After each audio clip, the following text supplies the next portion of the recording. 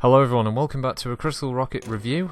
Today we're going to look at Warhammer End Times Vermintide from the developer Fat Shark Interactive, who, if you've played any of the previous titles, you'll know that they made the multiplayer hack and slash brawlers, War of the Roses and War of the Vikings. And this is their sort of, I guess you could say, first major sort of leap into a full license territory, and I think they've done a pretty admirable job with what you've got. So a bit of quick background. Vermintide is set within the Warhammer fantasy setting, specifically in the city of Ubersreich, and in it you play as a group of 5 good aligned characters fending off a never-ending horde of, as it says, a Vermintide of the Skaven, which in Warhammer are sort of rat people, sort of man rats. And essentially, a lot of things that you'll see when you initially play this game, when you watch any gameplay videos, as you'll probably see in the footage here, is that basically the game is Left 4 Dead, but with rats. As I've seen a few comments, and as a friend of mine has dubbed it Left 4 Rat, and it's pretty apt. It's you could accuse it of being just a straight reskin of Left 4 Dead, but I think there's a little bit more going on there than Left 4 Dead ever sort of added as far as depth was concerned. So essentially the game world is broken into 13 separate chapters, with the city playing a major part in it. In a way, the city is a character in and of itself. You go around numerous districts around it. This, for instance, is one of the first levels that you play in the game, and it sees you traversing several different districts, crossing rooftops and all the rest of it, as you face off against the Skaven, achieving multiple sort of mini objectives as you go along. But you go into the sewers, you go to the outskirts of the city, you go into wizards' towers, and you achieve both sort of significant goals in main story missions, and you've got side missions which are a bit quicker to play. And the main difference being that you can get better rewards for the longer missions because you're expected to put in more time, and thus there's more risk and reward. And these secondary missions are a bit more about quickly getting from A to B and achieving like a much lesser objective. Much like, again, there are going to be comparisons to Left 4 Dead. It's unavoidable, but as I said, it's all for the good. It's all for a good reason. It's not like you'll compare it to Left 4 Dead and say it's just a shameless rip-off. It's actually a very clever use of tried and true mechanics. Obviously, the main differences here is that instead of machine guns and shotguns and the such, you have melee weaponry, and every class that's playable in the game, which includes a bright wizard, a wood elf, a dwarf fighter, he's a dwarf ranger, a empire soldier, and a imperial inquisitor, each have their own kind of style of play. Obviously the dwarf ranger is a bit more of a sort of stalwart shield defense. The bright wizard blasts enemies with fire spells. The wood elf is very adept at using bow and arrows, very much like a Legolas type character if you had to make any immediate comparison. The Empire Soldier uses more kind of like modern weaponry. As you can see in the video here, he's using like a harquebus rifle, but you can get things like a repeating rifle and a blunderbuss, and the Inquisitor uses like dual pistols that he sort of rapidly switches between. There's some very cool visuals as you play around with it, and there's no holding back with the gore. I mean, this is one of the highlights really. Is you can see you just decapitate rats if you swing hard enough. So it's like they've married the sort of hack and slash gameplay of Fat Shark's previous titles with the kind of Left 4 Dead mechanics, and it's a genuinely surprising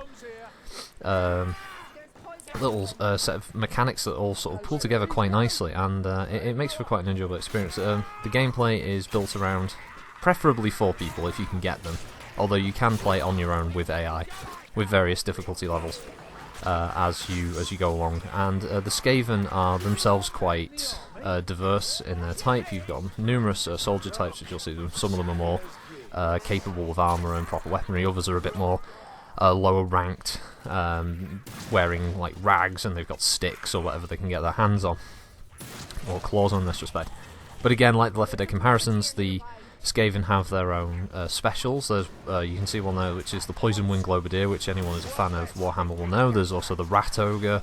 There's a I think it's called a Pack Master, which is a type of, I guess you could say that's the closest to being the Smoker.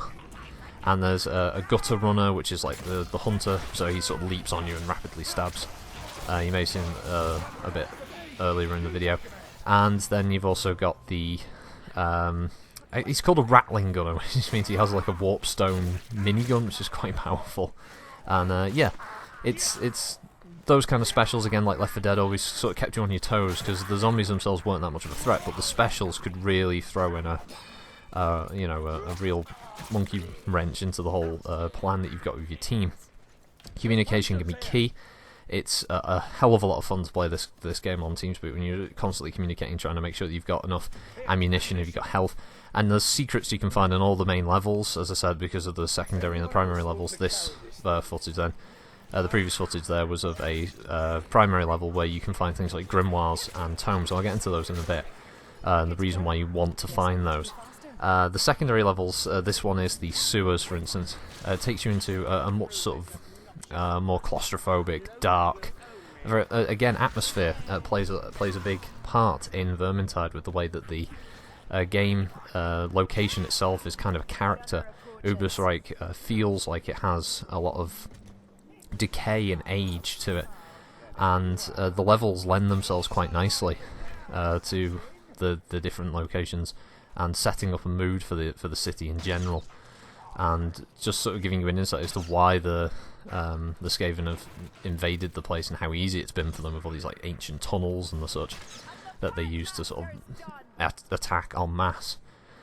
But yeah, the reason you want to find things like tomes and such is they'll give you end game loot.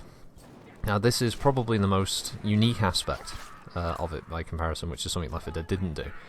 But the loot system is impressive. There's a lot to get. Every class has their own weapons, ranged and melee, and your objective is to try and obtain dice, which you roll in what's called Ranald's Bones. I have some footage of it in the end of the review, and basically this is sort of a system at the end. You'll see a die there. If you pick that up at the end of the round, if you succeed, you get an extra die to roll on top of the normal ones. And the whole reason is the higher the difficulty, the better chances of getting more powerful gear. And the more powerful gear visually looks nice, so you can start off with some pretty plain, basic-looking weaponry: swords, axes, hammers, both two-handed varieties, one-handed axes, sword and shield, hammers and shields. It runs quite a gamut of different weapon types that you can pick. But as you get higher grade weaponry, the actual visual style looks more impressive, and they gain things like perks that you can unlock using minor resources that you get from crushing unwanted weapons and making the raw materials available for you to upgrade new weapons that you get. So there's a real reason to replay levels and try and get the better equipment so you can play higher difficulty to get even better gear like that. And so it's quite an in-depth system, and it makes it hugely replayable, especially, as I said, if you've got a group of friends that you can play this with. It's well worth it. It also helps that, considering the amount of content that's in the game, the amount of gameplay that's available, it's really good on price. Over here in the UK, you would pay $22.99 for this now, compared to what you'd be paying for the likes of Fallout or Battlefront, that are more the games that are also coming out similar kind of release schedule of the year. $22.99 is really, really affordable, which I was surprised about, compared, because you're paying upwards of £35 to £40 for a brand new PC game, and yeah, this almost feels like a budget. It has a budget title price, but it has I'd say pretty AAA gameplay qualities to it. So yeah, if you're looking for something to fill the gap as a co-op experience, I think this would definitely fit the bill. It's got potential for memorable moments, and the development team aren't finishing here with the release. They've already revealed that there's some free content coming in the next month or so. Probably before January 2016, so there'll be some new weapons with nice cool looking skins and stuff like that on them, and they'll also be giving us some new mechanics for further upgrading and tweaking your gear to make it even more powerful. for the higher difficulty levels. But beyond that, there'll also be paid DLC content, including new playable characters. None of that's been revealed yet, but hopefully we'll be seeing some, pretty cool things like high elves and stuff.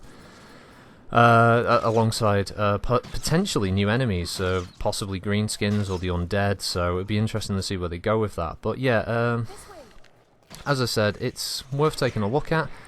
I'll try and do some streams of this so you can see like a full level being played out. I do have some beta footage, but I'd like to be able to get some out of the actual release product, which is where this footage is captured from. As far as technical issues go, it's pretty solid. There were a few crashes early on, but the team were very quick to get them fixed. Probably the main gripe a few people have these days is generally that the loot system can feel a bit too random, and that at times the amount of effort that you put into a map, you might not get a decent enough reward, especially if it's been a particularly tough game. And yeah, the reward that you get at the end of it might not be worth all the time and effort you put in, but that's like many other systems in a lot of online games. If you're not that bothered about the loot, it's still a really, really good RAS. And yeah,